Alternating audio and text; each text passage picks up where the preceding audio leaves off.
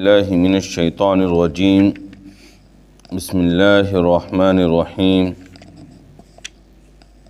آمنوا باللہ ورسولہ وانفقوا مما جعلکم مستخلفین فیہ فالذین آمنوا منکم وانفقوا لهم اجر کبیر وما لکم لا تؤمنون باللہ والرسول يدعوكم لتؤمنوا بربكم وقد أخذ ميثاقكم إن كنتم مؤمنين هو الذي ينزل على عبده آيات بينات ليخرجكم من الظلمات إلى النور وإن الله بكم لرؤوف رحيم وما لكم ألا تنفقوا في سبيل الله ولله ميراث السماوات والأرض لا يستوي منكم من أنفق من قبل الفتح وقاتل أولئك أعظم درجة من الذين أنفقوا من بعد وقاتلوا وكلا وعد الله الحسنى والله بما تعملون خبير من ذا الذي يقرض الله قرضا حسنا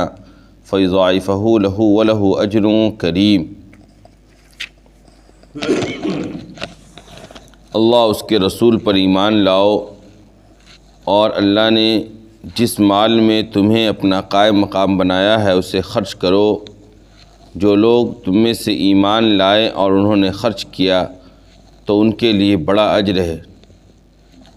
تمہیں کیا ہو گیا ہے کہ تم اللہ پر ایمان نہیں لاتے ہو، حالانکہ رسول تمہیں اس بات کی دعوت دے رہے ہیں کہ تم اپنے پروردگار پر ایمان لاؤ اور وہ تم سے عہد لے چکے ہیں اگر تم واقعی مومن ہو۔ وہی اللہ ہے جو اپنے بندے پر کھلی آیتیں نازل کرتا ہے تاکہ وہ تمہیں اندھیروں سے نکال کر روشنی کی طرف لے جائے، اور یقیناً اللہ تم پر بڑا مشفق بڑا رحم کرنے والا ہے۔ اور تمہیں کیا ہو گیا ہے کہ تم اللہ کے راستے میں مال خرچ نہیں کرتے ہو، حالانکہ اللہ ہی کے لیے آسمانوں اور زمین کی وراثت ہے۔ تم میں سے جن لوگوں نے مکہ کے فتح ہونے سے پہلے خرچ کیا اور لڑائی لڑی وہ ان کے برابر نہیں ہیں جو بعد میں لڑے اور خرچ کی۔ یہ لوگ ان لوگوں سے درجے میں بڑھے ہوئے ہیں جنہوں نے فتح مکہ کے بعد خرچ کی اور لڑائی لڑی، اور اللہ نے ہر ایک سے بھلائی کا وعدہ کر رکھا ہے اور اللہ تمہارے اعمال سے باخبر ہے۔ کون ہے جو اللہ کو قرض حسن دے تو اللہ اسے بڑھا چڑھا کر عطا کرے، اور اس کے لیے اس کے قرض کو بڑھا دے گا اور اس کے لیے باوقار اجر ہے۔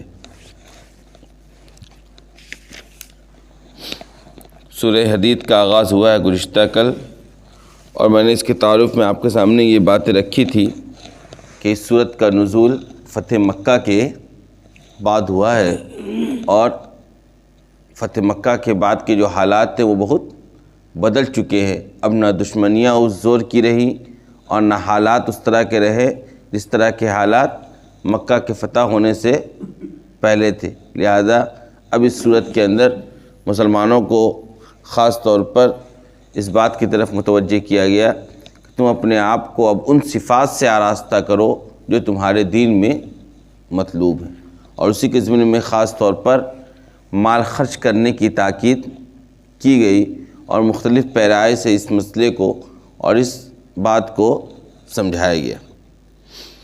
لہذا ابتدائی چند آیتیں گزر چکی ہیں، اس کے اندر اللہ تبارک و تعالیٰ کی تسبیح اور حمد اور ساری دنیا کی بادشاہت اللہ کے لیے ساری باتیں ثابت کی گئی کہ وہی آسمانوں اور زمین کا پیدا کرنے والا ہے، رات کو دن میں اور دن کو رات میں داخل کرنے والا ہے، اور جو کچھ بھی آسمان سے اترتا ہے یا آسمان پر چڑھتا ہے سب کا اس کو علم ہے، سب اسی کے اختیار اور سب اسی کے حکم سے ہو رہا ہے، اور وہ تمام اعمال کو دیکھ رہا ہے۔ ایک بات کل بتانی رہ گئی تھی کہ سورہ حدید کو حدید کیوں کہتے ہیں، اس کا نام حدید کیوں پڑا؟ حدید کی معنی ہوتا ہے لوہا۔ حدید کی معنی کیا ہوتا ہے اردو زبان میں؟ لوہا، اور آگے چل کر لوہے کا تذکرہ آ رہا ہے، اسی کی مناسبت سے لفظ حدید کا آگے تذکرہ ہے، اسی کی مناسبت سے اس سورت کا نام کیا پڑ گیا؟ سورہ حدید۔ بہرحال آج کی جو آیتیں ہیں، پہلی آیت کے اندر کہا گیا کہ اے لوگو اللہ اس کے رسول پر ایمان لاؤ، آمنوا باللہ ورسولہ۔ اب جو دور ہے، یعنی ایک دور ہوتا ہے جنگ کا دور، ایک دور ہوتا ہے آزمائش کا دور، ایک دور ہوتا ہے صبر کا دور، تو ہر دور کے اعتبار سے تقاضے الگ الگ ہوتے ہیں۔ حالات کے اعتبار سے جب مکہ مکرمہ کا زمانہ تھا تو اس وقت صبر کے احکامات دیے گئے تھے، صبر کرو، دین پر مضبوطی سے کھڑے رہو، لوگوں کے درمیان دعوت دین کا کام انجام دو۔ پھر جب مدینہ منورہ آئے، حالات بدل گئے ہجرت کے بعد، اب یہاں پر طرح طرح کے احکامات نازل ہوئے، نماز کے، روزے کے، زکوٰۃ کے، حج کے اور دیگر جنگ و جدال کے، قتل کے، مال غنیمت کے، اس سے متعلق آیات نازل کی گئیں اور کہا گیا اب یہ تم کام کرو، لوگوں سے لڑو، ان سے جنہوں نے ظلم کیا ہے ان کے ظلم کو روکو۔ وہ آپ نے گزشتہ دنوں ایک تقریر سنی ہوگی نا مولانا محمود مدنی صاحب کی، کیا کہ جب جب ظلم ہوگا تب تب جہاد ہوگا۔ یا ایک مشہور مولانا سجاد نعمانی رحمۃ اللہ علیہ کا اس دنوں میں ایک میسج وائرل ہوا کہ انہوں نے ایک وقت میں بمبئی میں ایک جلسے کے اندر کسی نے پوچھا کہ دہشت گردی اور جہاد کے اندر کیا فرق ہے، تو انہوں نے جواب دیا کہ دہشت گردی کو ختم کرنے کا نام جہاد ہے، دہشت گردی کو ختم کرنے کا نام کیا ہے؟ جہاد۔ جہاد ایک مقدس عمل ہے، یعنی ظلم کو روکنے کے لیے، دہشت گردی کو ختم کرنے کے لیے، امن و امان قائم کرنے کے لیے، اہل حق کو اس کا حق دلوانے کے لیے جہاد کیا جاتا ہے۔ جہاد کے پیچھے مقصد مال حاصل کرنا، دنیاوی فتح حاصل کرنا، زمینوں پر قبضہ کرنا، علاقے کو فتح کرنا، یہ مقصود کسی قوم کو زیر کر دینا اور ذلیل کر دینا یہ مقصود نہیں ہوتا ہے، بلکہ جہاد کا مقصد تو ظلم کا خاتمہ، دہشت گردی کا خاتمہ، بے انصافی کا خاتمہ۔ آ رہی بات سمجھ میں؟ جو امن و امان کے قیام کے لیے، انصاف کا راج کروانے کے لیے سارا کام کیا جاتا ہے۔ بہرحال جب مدینہ منورہ کا دور تھا تو اس طرح کے احکامات دیے گئے تھے مسلمانوں کو۔ پھر ایک وقت آیا مکہ کے فتح ہو جانے کے بعد، جب مکہ فتح ہو گیا تو جو لوگ مسلمانوں کے دشمن بنے بیٹھے تھے ان کی کمر ٹوٹ گئی، ان کی حالت خراب ہو گئی، اور اس کے بعد بہت سے لوگ ان میں سے اسلام لے آئے، حلقہ بگوش ہونے لگے۔ اس سے پہلے مسلمانوں کی تعداد کم تھی، آپ صلی اللہ علیہ وسلم جب آئے تھے تو 14 صحابہ کرام کو لے کر آئے تھے غالباً، اور 14,000 غالباً، اور اس کے بعد پھر ایک بڑی تعداد 1 سال کے بعد حجۃ الوداع ہوتا ہے، 1.5 سال کے بعد تقریباً 1,24,000 صحابہ کرام کی تعداد ہو جاتی ہے۔ تو حالات جیسے ہیں اسی اعتبار سے حکم دیا جاتا ہے اور اسی اعتبار سے اعمال میں ترجیح بھی دی جاتی ہے۔ یعنی مسلمانوں کے لیے اس پورے اللہ کا جو نظام ہے 23 سالہ دور میں جو احکامات دیے گئے اس کو اگر سامنے رکھا جائے تو یہ پتہ چلے گا کہ ایک وقت میں ضروری نہیں ہے کہ یہ کام اہم ہے تو دوسرے وقت میں بھی وہ کام اہم ہو۔ آئی بات سمجھ میں؟ حالات کے اعتبار سے، زمانے کے اعتبار سے کیا ہوتے ہیں، احکامات کی ترجیحات تبدیل ہو جاتی ہیں۔ آج اگر یہ کام زیادہ ضروری ہے دین کا تو ہو سکتا ہے کل وہ کام زیادہ ضروری ہو، کل وہ کام ضروری ہے زیادہ، ہو سکتا ہے پرسوں تیسرا کام زیادہ ضروری ہو۔ آئی بات سمجھ میں؟ تو اصل یہی ہے، اصل دین یہی ہے کہ جب جس کام کا تقاضا ہے اس کے اعتبار سے انسان تیار ہو، اس کے لیے انسان آگے بڑھے۔ یہ نہیں کہ بھائی دور آ گیا، حالات ہیں کسی اور کام کے، ہم کسی اور کام کو لے کر پڑے بیٹھے ہیں۔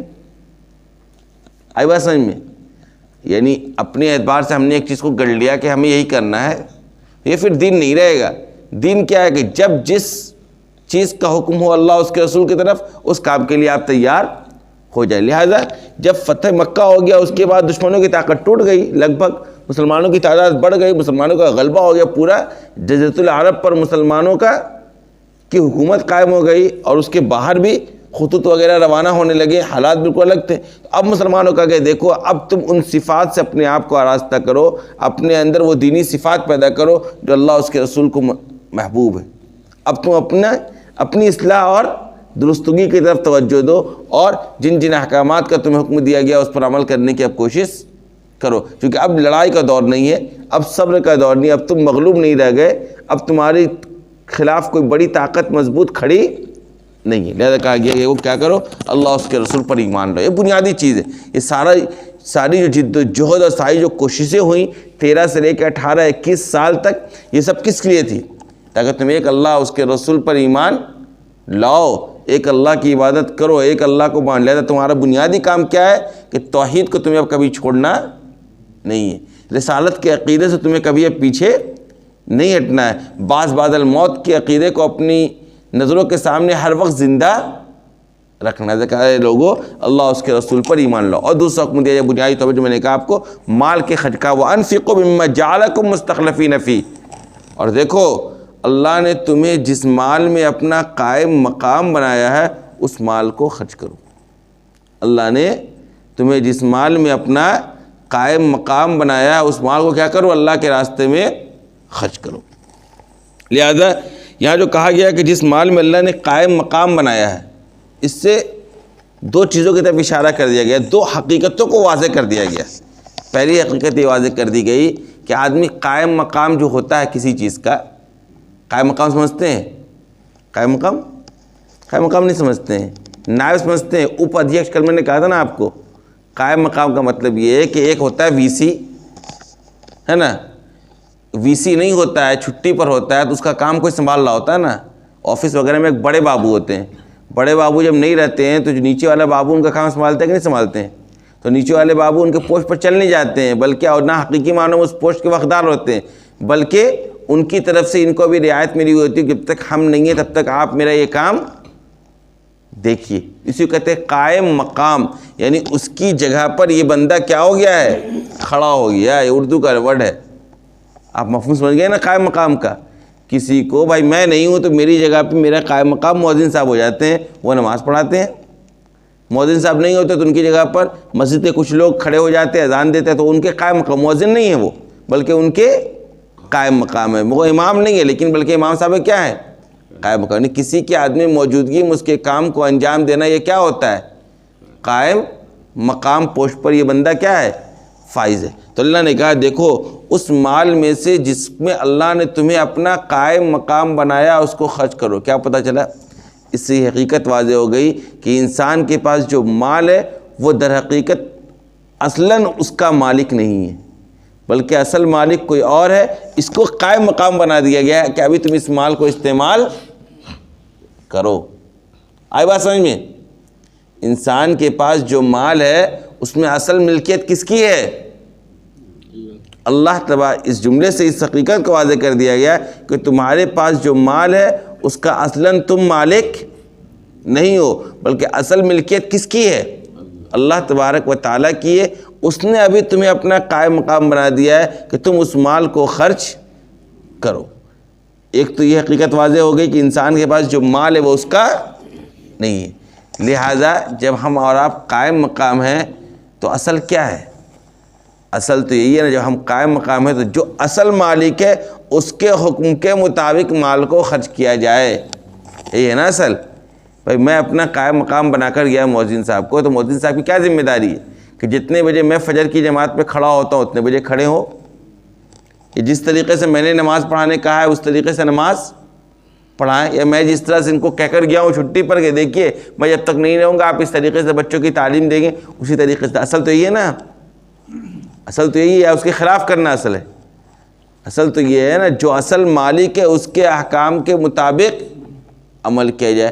لہذا جب اللہ اصل مالک ہے، انسان اصل مالک نہیں ہے، تو پھر عقل مندی کس میں ہے کہ اللہ جس طریقے سے مال کے خرچ کرنے کا حکم دے رہا ہے ویسے مال کو خرچ کیا جائے، نہ یہ کہ اپنے آپ کو حقیقی مالک سمجھ کر فضولیات پہ مال کو لگانا شروع کر دے، ادھر ادھر ضائع کرنا شروع کر دے۔ یہ اصل نہیں۔ کیوں؟ کیونکہ تم اس کے مالک نہیں ہو۔ جب تم اس کے مالک نہیں ہو تو پھر تم کیوں اپنی مرضی جیسے چاہو گے ویسے خرچ کرو گے؟ تمہیں تو اللہ نے ابھی ٹیمپروری طور پر اختیار دے رکھا ہے کہ تم اس کو استعمال کر سکتے ہو، تو ہونا کیا ہے کہ جیسا اللہ نے حکم دیا اسی مطابق اس کو خرچ کرو۔ دوسری حقیقت جو واضح کیا ہوئی وہ یہ ہوئی کہ دیکھو ہم اور آپ قائم مقام ہے۔ کیا پتہ چلا کہ اس دنیاوی اعتبار سے بھی دیکھو تو جو مال آج تمہارے پاس ہے، کیا وہ مال ہمیشہ تو تمہارے ہی پاس تھا؟ بتاؤ، نہیں، بلکہ یہ مال کسی اور کے پاس تھا تم سے پہلے، تم اس سے یا تو عاریتاً لے لیے یا اس نے تمہیں تحفے میں دے دیا، یا کہ تم خرید کر اس سے لے لیے۔ بھائی ایک دکان پر آپ گئے، وہاں ایک سامان موجود ہے، ایک جیکٹ موجود ہے، مان کے چلیے آج کی کیا موسم کے حساب سے مثال، تو وہ جیکٹ کا مالک کون ہے؟ ابھی دکاندار۔ آپ اس کو پیسہ دے کر اس مال کو اپنے قبضے میں کر لیتے ہیں، حالانکہ ابھی کچھ دیر پہلے یہ جیکٹ کا مالک کون تھا؟ کوئی دوسرا تھا، آج آپ کی ملکیت میں آ گیا۔ اس سے حقیقت واضح ہو گئی کہ ہمارے پاس جو بھی مال ہے وہ ہمارے پاس حقیقی معنوں میں شروع سے ہماری ملکیت میں نہیں ہے، بلکہ پہلے کسی اور کی ملکیت میں تھی، ہم اس کے جانشی بن گئے، ہم اس کے مالک بن گئے۔ اس سے یہ حقیقت بھی واضح ہو گئی کہ جس طریقے سے پہلے کسی اور کے پاس یہ مال تھا، آج تمہارے پاس آ گیا، اس طریقے سے کل یہ کسی اور کے پاس چلا جائے گا۔ ہمیشہ ہمیشہ یہ مال تمہارے پاس نہیں رہے گا، جس طریقے سے اس کے پاس نہیں تھا، جس طریقے سے تم سے پہلے والے لوگوں کے پاس نہیں تھا۔ یا دنیا کا یہی نظام ہے کہ جو مال جس کے پاس آ گیا ہمیشہ اسی کے پاس رہتا ہے۔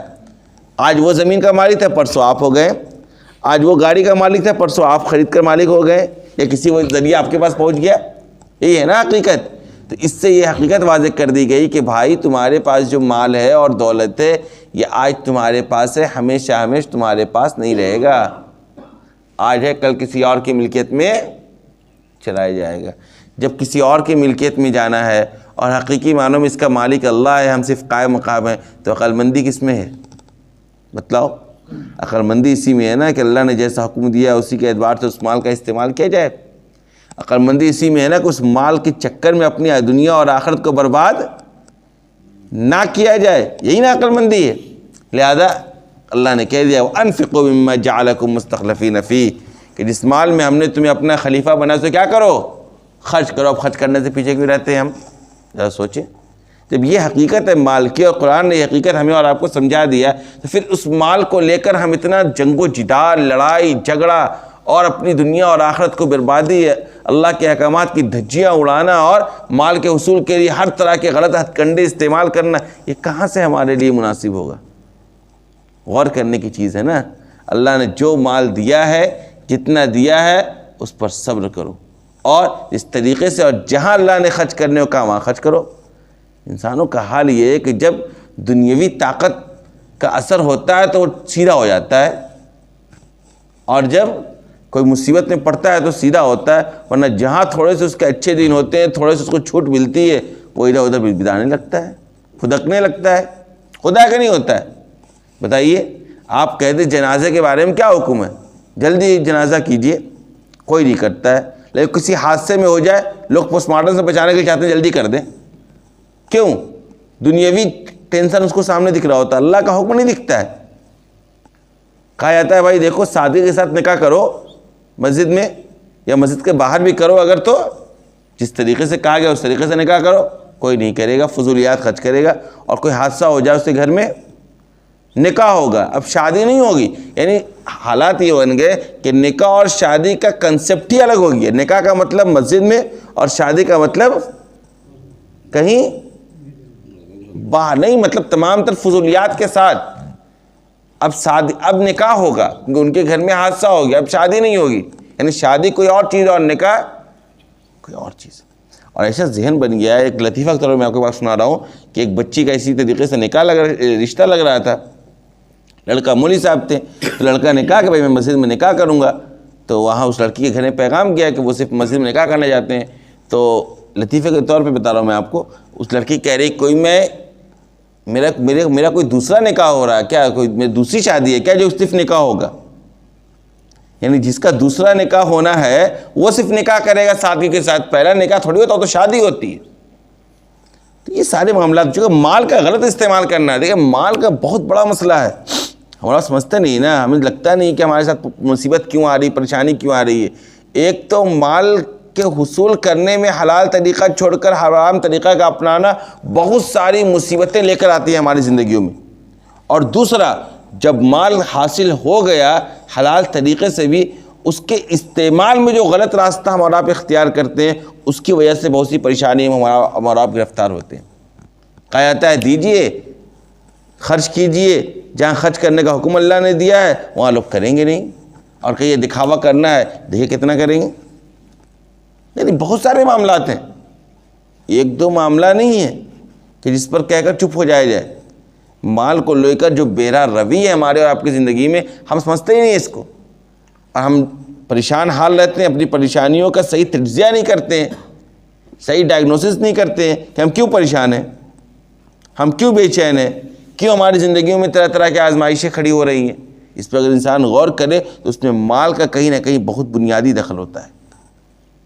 مال کے چکر میں اندھا نہیں بننا چاہیے۔ آج جب حال ہے دنیا کا بھائی، کل کا میں آپ کو واقعہ سنا رہا ہوں، ایک آفس سے میرے جانا ہوا ایک کام کو لے کر، ایک صاحب وہاں سے نکل رہے تھے، کہا بھائی یہاں تو بغیر پیسہ کے کام ہی نہیں ہوگا۔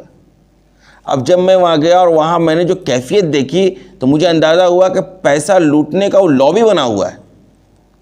یعنی آپ کو تو ایک جگہ سے آگے بڑھنے ہی نہیں دے رہے کہ آپ خود سے جا کر کسی کیبن میں بیٹھے کسی ادھیکاری سے نہ مل لے، پہلے یہاں ڈیل کریے، یا آدمی کھڑے کہاں جا رہے ہیں، کہاں رکی کہاں جا رہے ہیں، یہ کیفیت تھی وہاں پہ۔ میں تھوڑا سا بگڑ گیا، مزاج جو تھوڑا سا اس طرح کی چیزوں برداشت نہیں ہوتی ہے، تھوڑا سا بگڑا وہاں پہ، تک بکا گیا ان لوگ۔ تم لوگ کر کیا رہے ہو یار؟ اچھے خاصے لاکھ روپے سے کم سیلری نہیں ہوگی تم لوگوں کی، اور کیا پیسے کی مار ہے کہ لوگ اپنا پیسہ لینے کے لیے آنا چاہ رہے ہیں، بیواؤں کا بدواؤں کا پینشن کا مسئلہ ہے، اور تم لوگ شیطانی کر رہے ہو کھڑے ہو کے یہاں پہ۔ یعنی میں غصہ ہوا تو ان لوگ ایک آدمی کی جگہ 4 آدمی سمجھا رہا آپ کو، یعنی کسی طرح وہ مائنڈ میں سیٹ کر رکھا ہے کیسے ہم کو ڈیل کرنا ہے یہاں پہ، وہ آپ کو اسی راستے پر لے آئے گا۔ آپ اگر ایک کو جواب دے رہے ہیں دوسرا کھڑا ہو جائے گا، تیسرا کھڑا ہو جائے گا۔ میں نے ایک پوچھاڑا ہی بڑھیا، میں نے کہا بھائی آپ کیوں بول رہے ہیں؟ جب میری ان سے بات ہو رہی ہے تو آپ کیوں جواب دے رہے ہیں؟ جب ان سے ریلیٹڈ میرا میٹر ہے تو آپ کیوں کھڑے ہو کے بولا؟ آپ ہی کیبن سے متعلق ہے، تب چپ ہوا وہ۔ یعنی پیسے کا ایسا ذہن و دماغ پر بھوت سوار ہے نا کہ لوگ دوسروں کو، یعنی بھائی سارے واقعات اور سن رہے کہ دوسرے کا کڈنی بیچ دے رہا، لوگ بے مطلب کا ہارٹ کا آپریشن کر دے رہا ہے، بلا وجہ کے آپریشن ہو جا رہا ہے، کس چیز کا؟ اپینڈکس کا، اور بیماری ہے نہیں، بیماری بتا دی جا رہی ہے، جن دواؤں کی ضرورت نہیں ہے، دواؤں کیوں؟ صرف پیسے کا نا حصول ہے، اس کے علاوہ کیا مقصد ہے؟ لہذا اسلام ہمیشہ چاہتا ہے کہ اے لوگوں اپنے ذہن و دماغ پر مال و دولت کا بھوت سوار نہ کرو۔ تم اس لیے پیدا نہیں کیا کہ صرف مال مال مال مال مال مال مال مال کرو، یہ ذہنی نہیں ہے۔ اسی وجہ سے اس ساری برائیوں کا جڑ یہ مال کا حصول ہے۔ غلط طریقے سے مال کے حصول کے چکر میں لوگ ایک دوسرے پر گولیاں چلا رہے ہیں۔ دھنباد میں کیا سنتے ہیں؟ آپ نہیں سنتے ہیں؟ آج دن سنتے ہیں گولیاں چل گئی فلاں زمین پر، ایک زمین پر 20 آدمی کاغذ لے کر گھوم رہا ہے۔ بھائی ہوگا تو کوئی ایک ہی سچا، 20 آدمی تو سچا نہیں ہو سکتا ہے، اس کا مطلب ہے 19 آدمی جھوٹا ہے۔ بتلائیے، مال جا کر لے لیجیے، روڈ اور سڑکوں پر کوئی سامان استعمال کر لیجیے، ہر چیز ڈپلیکیٹ، کوئی چیز اوریجنل ملنے والا آپ کو نہیں۔ کس لیے؟ وہ چاہ رہا کہ جب میں ڈپلیکیٹ بیچوں گا تو 10 روپے بیچ کر، 10 روپے کا سامان بیچ کر 100 روپے کما لوں گا، اس کو 20 روپے میں پیٹ نہیں بھر رہا ہے۔ تو مال کے پورے یہ جنجال میں نا لوگوں کو پھنسا دیا گیا ہے، اور اللہ یہ طریقہ بتلا رہا ہے، دیکھو جس میں تمہیں ہم نے قائم مقام لفظ ہی کہہ کے سمجھا دیا گیا کہ نہ تو اصل مالک ہے، نہ ہمیشہ تو مالک رہے گا۔ اس حقیقت کو جان لے، بس تیری زندگی گزارنا آسان ہو جائے گا۔ لہذا کہا کیا کرو؟ فالذین آمنوا منکم، سن لو جو لوگ تم میں سے ایمان لائیں گے، وانفقوا، اور خرچ کریں گے۔ جہاں اللہ نے زکوٰۃ دینے کا حکم دیا زکوٰۃ دو، نفلی صدقہ دینے کا حکم دیا نفلی صدقہ کرو، والدین پر خرچ کرنے کا والدین پر خرچ کرو، رشتہ داروں پر خرچ کرنے کا رشتہ داروں پر خرچ کرو، پڑوسیوں پر، غریبوں پر، محتاجوں پر، مسافروں پر، یتیموں پر، بیواؤں پر۔ یہ ضرورت کی جگہ جہاں تمہیں خرچ کرنا ہے یہاں خرچ کرو، یہاں تو خرچ نہیں کرو گے، خالی واہیات میں تمہیں لگا دو، لگانا جتنا مال دیکھ لو۔ ہر آدمی واہیات میں لگانا نہیں ہے، لون لے کر، سود لے کر، قرض لے کر لگانے کے لیے تیار کھڑا ہے۔ بھائی کہیں نہ کہیں رکنا ہوگا، ورنہ سامنے صرف اور صرف جہنم کا گڑھا ہے، جان لو۔ جو انسان جس طریقے سے دوڑ رہا ہے جا کر گرے گا تو کہاں گرے گا؟ جہنم کی گڑھے میں ہی گرے گا، اس سے پہلے کہیں کوئی صبر آنے والا نہیں ہے۔ اگر انسان اپنے آپ کو روکے گا نہیں اور کنٹرول نہیں کرے گا اپنی خواہشات پر، اپنی ناجائز خواہشات پر اور اپنی ناجائز ضرورتوں پر، کنٹرول کرنا ہوگا تبھی نظام چلے گا بہتر طریقے سے، تبھی دنیا اور آخرت میں فلاح و بہبود ہے، ورنہ سوائے خسارے کے کچھ بھی حاصل ہونے والا نہیں ہے۔ ہاں خرچ کرو گے، لہم اجر کبیر، ان کے لیے بڑا اجر ہے۔ جب جا کر جب آنکھ بند ہوگی اور جب یہ اجر ملیں گے ان آنکھوں کے سامنے، جب اس کا بدلہ اور صلہ ملے گا، تب پتہ چلے گا کہ قرآن کا وعدہ کتنا سچا تھا، قرآن کا وعدہ کتنا سچا تھا، رسول اللہ صلی اللہ علیہ وسلم کے ارشادات کتنے سچے تھے۔ یہ آنکھ بند ہونے کے بعد لوگوں کو پتہ چل جائے. دیکھا وما لکم لا تؤمنون باللہ, تمہیں کیا ہو گیا تم اللہ پر ایمان نہیں لاتے ہو. والرسول یدعوکم لتؤمنوا بربکم, حالانکہ رسول تمہیں اس بات کی طرف بلا رہے ہیں کہ آؤ اپنے پروردگار پر ایمان لاؤ. وقد اخذ میثاقکم, اور اللہ تم سے پہلے عہد لے چکا ہے. عہد تو اللہ نے پہلے ہی لے رکھا ہے. تم مجھے کیا مانو گے؟ خدا مانو گے, میری عبادت کرو گے, اس کے باوجود تم کیا کر رہے ہو؟ ان کنتم مؤمنین, اگر تم واقعی مومن ہو, ایمان کے دعوے میں سچے ہو, تو تمہیں یہ سارا کام کرنا چاہیے. اس سے مراد کون لوگ ہیں؟ کیونکہ کہا جا رہا ہے کہ تم ایمان کیوں لاتے ہو اللہ پر, اور پھر کہا ہے اگر تم واقعی مومن ہو. تو اس سے مراد دراصل وہ مومنین تھے جن کی ایمان کے اندر کمزوری کا احساس کیا گیا تھا, کہ مومن تو ہیں لیکن کمزور ہیں. انہیں یہ بات کہی جا رہی کہ دیکھو تم اپنے ایمان میں مضبوط ہو جاؤ, اللہ اس کے رسول پر ایمان لے آؤ. اگر تم واقعی ایمان کا دعویٰ کر رہے ہو تو پھر ایسا نہیں کہ ایمان اور تمہارے دعوے اور تمہارے عمل کے اندر کیا ہو؟ اختلاف ہو. ایسا نہیں ہونا چاہیے, بلکہ ایمان کے مطابق تمہاری اب زندگی ہونی چاہیے. کہا هو الذی ينزل علی عبدہ آیات بینات لیخرجکم من الظلمات الی النور, وہی اللہ جو اپنے بندے پر کھلی کھلی آیتیں نازل کرتا ہے. کیوں؟ تاکہ وہ تم کو روشنیوں سے, اندھیروں سے نکال کر روشنی کی طرف لے جائے. وَإِنَّ اللَّهَ بِكُمْ لَرَؤُوفٌ الرَّحِيمٌ, اور بے شک اللہ تم پر بڑا مشفق, بڑا مہربان ہے. اٹھائیے آپ لوگ, اٹھائیے ان کو, اٹھائیے, آگے آئیے. کہا سن لو وَمَا لَكُمْ أَلَّا تُنْفِقُوا فِي سَبِيلِ اللَّهِ, تمہیں کیا ہو گیا, تم اللہ کے راستے میں کیوں خرچ نہیں کرتے ہو؟ حالانکہ حقیقت یہ ہے وَلِلَّهِ مِيرَاثُ السَّمَاوَاتِ وَالْأَرْضِ, آسمانوں اور زمین کا اصل وارث اللہ ہے. ساری چیزیں ختم ہو جائے گی, باقی رہنے والی ذات کس کی ہے؟ اللہ کی. تو سارا کا سارا مال کسے قبضے میں رہ جائے گا؟ ہمارا آپ میں سے کوئی مال لے کر جاتا ہے؟ مال چھوڑ کر جانا ہے. جب مال کا اصل وارث اللہ ہے, پھر اللہ کے راستے میں مال کو خرچ کرو. مال کی محبت ہے نا, بہت ساری برائیاں لے کر آتی ہیں. مال کی محبت جو ہے یہ اتنی برائیاں لے کر آتی ہیں کہ ہم اور آپ اس کا اندازہ نہیں لگا سکتے. لہذا کیا کہا, اے لوگو, تمہیں کیا ہو گیا اللہ کے راستے میں خرچ نہیں کرتے ہو؟ اب تمہیں ان صفات سے اپنے آپ کو آراستہ کرنا ہے, مالوں کو اللہ کے راستے میں خرچ کرنا ہے, اور جان لو کہ اللہ ہی آسمان و زمین کا کیا ہے وارث. سن لو لا یستوی منکم من انفق من قبل الفتح وقاتل اولئک اعظم درجۃ من الذین انفقوا من بعد وقاتلوا. کہا سن لو, جو لوگ مکہ کے فتح ہونے سے پہلے جنہوں نے مال خرچ کیا ہے, اسلام کے لیے اپنا مال لگایا ہے, اسلام کے لیے لڑائی لڑی ہے, جہاد میں شرکت کی ہے, وہ لوگ, ان کے بالمقابل وہ لوگ جو مکہ کے فتح ہو جانے کے بعد مال خرچ کر رہے ہیں, یہ دونوں برابر نہیں ہیں. یہ لوگ جو مکہ کے فتح ہونے سے پہلے جنہوں نے اپنے مال کو اللہ کے راستے میں خرچ کیا, جنہوں نے جہاد کیا, ان کا درجہ بڑھا ہوا ہے. کیوں؟ اس وقت حالات مشکل تھے. مشکل حالات میں ضرورت کے وقت, تقاضے کے وقت کوئی قربانی دے رہا ہے, اس کی اہمیت بڑی ہوتی ہے ان حالات کے مقابل میں جب حالات نارمل ہو.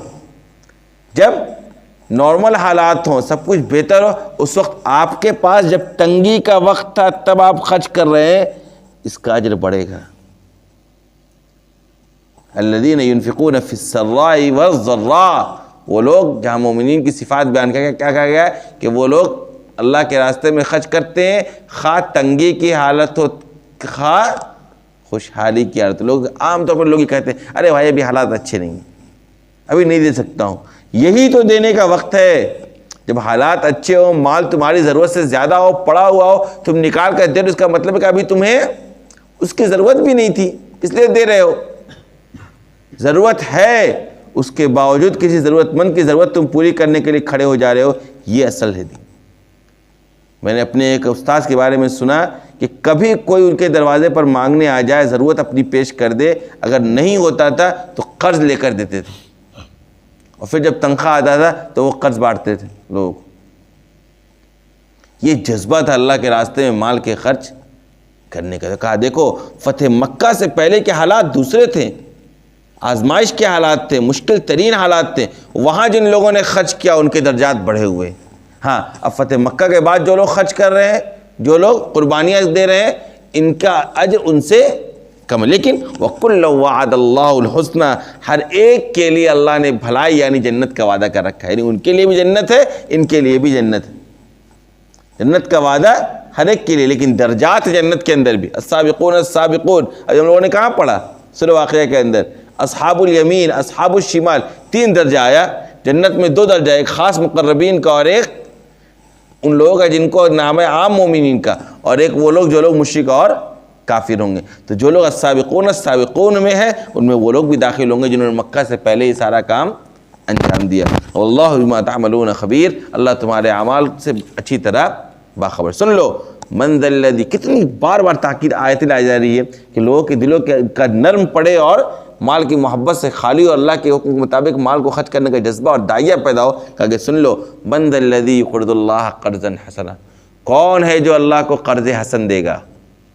کون ہے جو اللہ کو قرض حسن دے گا؟ اور سن لو فیضاعفہ لہ، اللہ اس کا قرض اس کے لیے بڑھا کر دے گا اس کو۔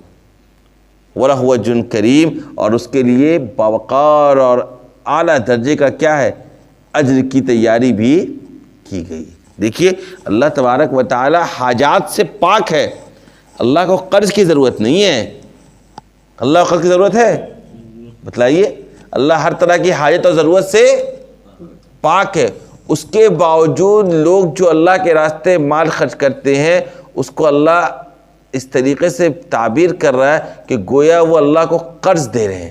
یعنی مطلب یہ کہ جب کسی کو آپ قرض دیتے ہیں، جس طریقے سے وہ ذمہ داری سے اپنے قرض کی ادائیگی کرتا ہے نا، اللہ نے آپ کے اس مال کے خرچ کرنے کے سلے کو اپنے اوپر قرض کی طرح لے رکھا ہے۔